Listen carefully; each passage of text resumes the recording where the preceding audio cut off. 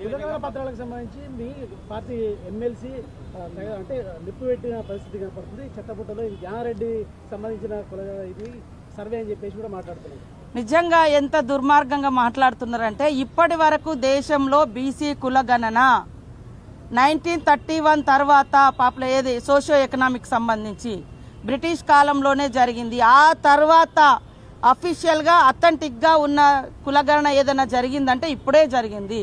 అది ఇల్లు పోయి సర్వే చేసిర్రు. మరి గవర్నమెంట్ అధికారులను పంపించి సర్వేలు చేయించడం ఏడ తగ్గింది. ఇక మా పార్టీ కాదా ఆయన డిసైడ్ చేసుకోవాలి. ఇప్పుడు నా బాధ, ఎందుకంటే నేను కూడా మల్లన్న కోసం చాలా కష్టపడ్డాం, పనిచేసినాం. పార్టీలో మాట్లాడాలనుకున్నప్పుడు పార్టీ లైన్లో ఉండాలి. లేదా మీకు డౌట్స్ ఉంటే ఇది ఎట్లా చేసినామని ఆయనను కూడా 2-3 మీటింగ్లో పిలిచినాం. నేనే కదా పంచాయతీరాజ్ శాఖ మినిస్టర్గా ఉన్నప్పుడు కూడా ఉండిగా ఆయనను కూడా 2-3 మీటింగ్లకు వచ్చిండు.